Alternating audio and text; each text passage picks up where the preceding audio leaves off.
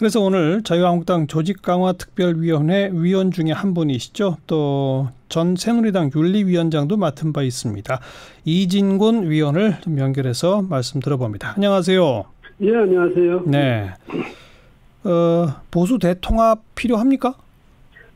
아니, 왜냐하면 지금 현재로는 보수가 지금 4분 오열되어 있는 상태 아닙니까? 예. 그런데 이런 4분 오열된 상태로 그뿐 아니라 보수가 굉장히 지금 위축되어 있고 이런 상황에서 예. 거기서 분열까지 일어났으니까 이런 전열을 가지고는 뭐 선거에 나가보나 마나 아닙니까? 예. 그런데 다시 옛날같이 이제 대오를 정비하고 또 이렇게 하자면 역시 이 뭐랄까 보수 정치 세력의 재결집 뭐 이게 아마 가장 절박한 그런 과제가 아니겠습니까? 예. 네. 그 재결집의 범위는요, 그러면?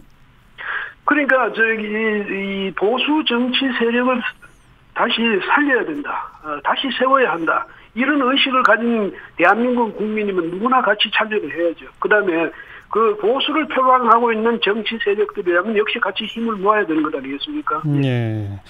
자, 그런데 지금 조직강화특별위원회 같은 위원이신 전원책 변호사는 한국당의 모든 문제의 뿌리는 박근혜 전 대통령이다. 박 전 대통령에 대한 당 내부의 입장 정리부터 해야 한다. 이런 발언을 내놨는데 이 얘기는 박 전 대통령의 뭐 이른바 최순실 게이트에 옳은 거냐 그른 거냐. 그에 따라서 박 전 대통령 탄핵이 옳은 거냐 그른 거냐에 대한 명확한 입장을 좀 통일시키자 이 얘기로 들리거든요. 맞습니까? 그런데 지금, 이게 모든 것은 박근혜 전 대통령의 문제에 있다, 이렇게 해버리면, 거기가 아주 무슨 악의 근원이다, 이런 식의 이미지를 주게 되는 이건 안 되는 거고. 무슨 얘기냐면, 보수 정치 세력이 이렇게 4분 오열대가 뿔뿔이 흩어지게 된, 그런 요인이 뭐냐면, 박근혜 전 대통령이 이 탄핵이라는 그런, 엄청스러운 그런 폭풍을 맞았으니까. 그렇죠. 그것 때문에 거기에 이제 전부 보수 세력들이 이쪽으로 튕겨나가고 저쪽으로 튕겨나가고 엄청스러운 태풍에 말이죠. 맞아요. 그랬다는 뜻이지. 그러니까 이 박근혜 전 대통령 그 문제를 가지고 흔히들 말하는 대로 반친박파, 뭐 비박파 이런 식으로 자꾸 나눠져 있는데 이런 것이 어떤 정리도 없이 정리가 안 되면 어떻게 되겠습니까?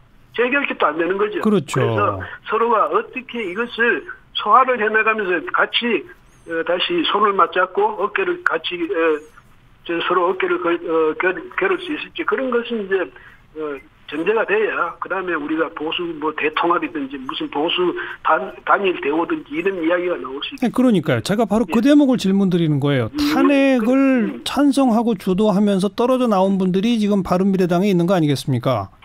그런데 그리고 탄핵은 이거는 완전히 정치적 공격일 뿐이다라고 하는 게 이제 태극기 부대와 대한애국당인 것이고 지금 그 부분에서 애매하고 어정쩡한 게 자유한국당 아닌가요?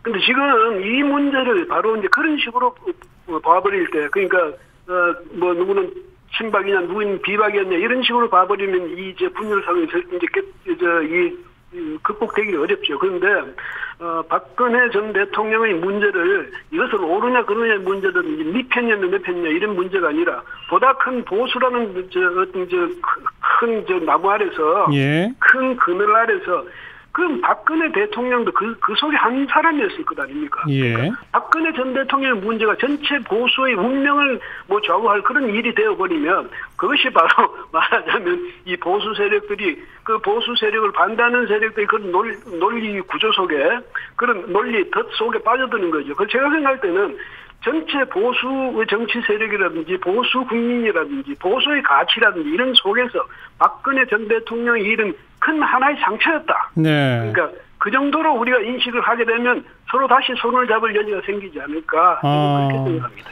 그러니까 전원책 변호사가 박 전 대통령 문제에 대한 당 내부의 입장 정리를 위해 당 지도부를 향해서 끝장 토론까지 한자 했는데 그 끝장 토론의 결론이 탄핵이 옳은 것이냐 그른 것이냐라는 얘기를 하지 말자는 게 결론인가요? 그러니까 그냥 탄핵은 보수 세력의 아픔이었을 뿐이다 이건가요?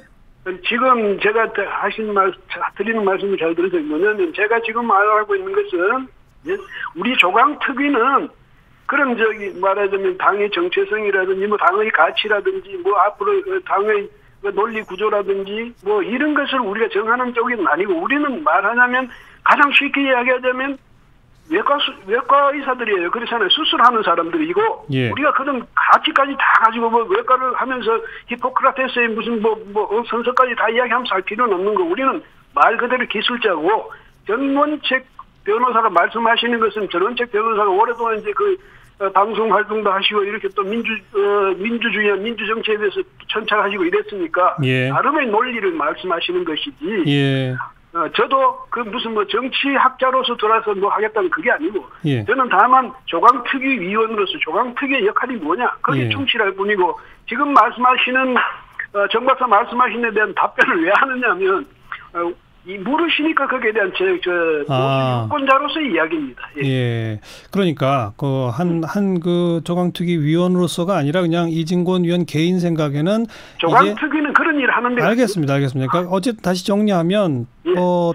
박 전 대통령 탄핵에 대해서 옳다 그르다를 논하는 순간 잘못된 프레임에 빠지니까 보수 세력 전체에게 하나의 큰 아픔이었고 상처였다 정도로 정리하는 게 옳다고 보신다. 아니 그 말씀도 아니죠. 옳다 그러다 말을 충분히 할 수 있고 논쟁도 벌일 수 있어요. 그런데 네. 그 문제가 전체 보수 세력의 대단화, 단일 대호 형성 그것을 좌우할 수 있는 그런 큰 이슈는 하지 말자 이 말이죠.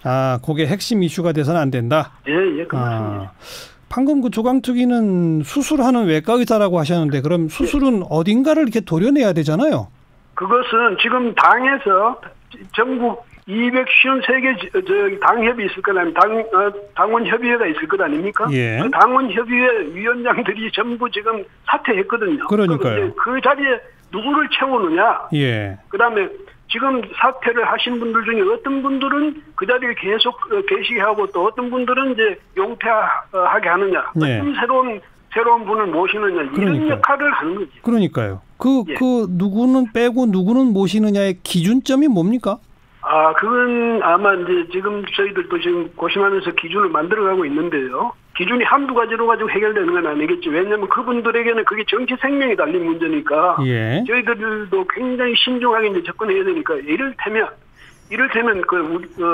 자유한국당 안에는 당무감사위원회가 있습니다. 네. 그 당무감사위원회는 뭐냐면 전국 각 당협을 다 다니면서 실제로 현지에 가서 감사를 하는 거 당무감사를 하지 않겠습니까? 예. 그런 것도 있고. 또 여러 가지 이제 다른 방법 정량 검사도 하겠지만 정성 검사도 하고 이렇게 해가지고 다양한 방법으로 해가지고 이제 적임자를 물색하고 골라내는 일을 하는데 지금 저희들이 설령 어떤 기준을 갖고 있다 하더라도 지금 말하냐 그걸 공개해버리면 그때부터 이제 야단 나는 겁니다. 그렇지 않겠습니까? 그러니까 지금 그건 이제 조강특위는 나름 만들어가고 계시다. 근데 공개하기는 어렵다 이 말씀. 예, 그것을 네, 알겠습니다. 예. 그 조강특위의 고유 업무는 아닙니다만 어쨌든 오늘 그 전화로 오늘 모신 제일 큰 게 이제 보수 대통합의 범위에 대한 얘기였기 때문에 바른미래당하고는 당대당 통합을 해야 합니까? 아니면 거기서 동조하시는 분들만 일로 오는 게 답입니까? 근데 제 생각에는 사실 가장 이상적으로 하자면 당대당 통합을 하면 가장 좋겠죠. 예. 그 모양도 가장 좋고. 그런데 현실적으로 그 당대당 통합이 되려면 정말 양당이 모두 절박한 상황이 돼가지고. 예. 총선 임박했다든가 절박한 상황이 되지 않는 한. 예. 그게 이제 어렵지 않겠습니까? 예. 그런데 현실적으로 이제 국민들이 보거나 또 당내 많은 분들이 볼 때는 개별적으로 입당하는 그런 형식을 또 생각하겠죠. 예. 그런데 그렇게 되면 손학규 대표가 굉장히 이제 화를 내시지 않았습니까? 예. 갈 사람 가라 그랬죠.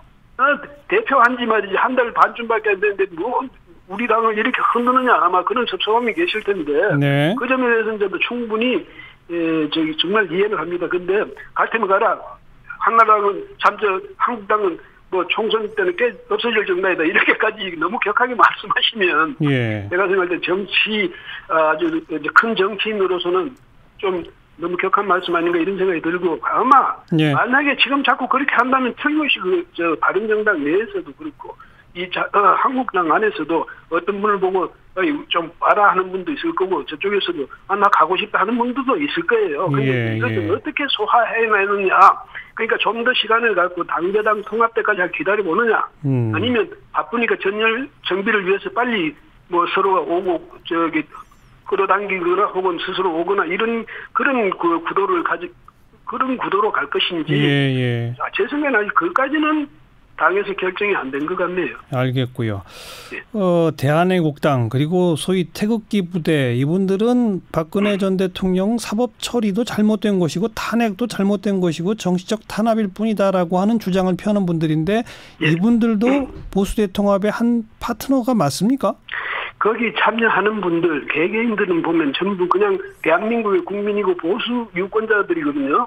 근데 어디 호소할 데가 없고 어디 같이 뭉칠 데가 없으니까 이제 어떤 우리 그곳에 가서 같이 서로 위안하면서 위로하면서 같이 이제 힘을 뭉치는데 제가 볼 때는 그 대부분은 건전한 우리 시민들이고 보수 시민들이라고 저는 생각합니다. 그래서 그분들이 한 사람 한 사람이 이제 만약에 자유한국당에 입당하겠다는데 그것을 자유한국당이 공당이 너는 안 돼, 너는 뭐다 이런 식으로 해서는 안 되는 거거든요. 그래서 그런 분들을 이제 수용하고 또 포용하는 데는 자유한국당이 그걸 주저할 필요는 없겠죠. 네. 그럼 결국 다 합치고 나면 당권 투쟁이 벌어지겠네요. 그 노선에 따라서. 정당이면 어느 정당이든 그건 당연히 하고 또 당연히 투쟁이 벌어져야죠. 그냥 추대해가지고 당권을 잡는 사람이 있으면 안 되지 않겠습니까? 그러니까 모두 다 합쳐서 노선인과 생각이 좀 다른 분들은 당내 경쟁하되 어쨌든 보수는 하나가 돼서 다음 선거에 임해야 한다 이 말씀이네요. 그러니까 그야말로 피가 튀듯한 그런 논쟁도 버리고 그런 이론 싸움도 버리고 그렇게 함으로써 더 큰 테두리 안에서 우리가 같이 단합하고 같이 이제 단일 대우를 형성하자. 그러면 이렇게 되는 것 아니겠습니까? 알겠습니다. 여기까지 듣죠. 고맙습니다. 예, 고맙습니다. 자유한국당 조직강화 특별위원회 이진곤 위원이었습니다.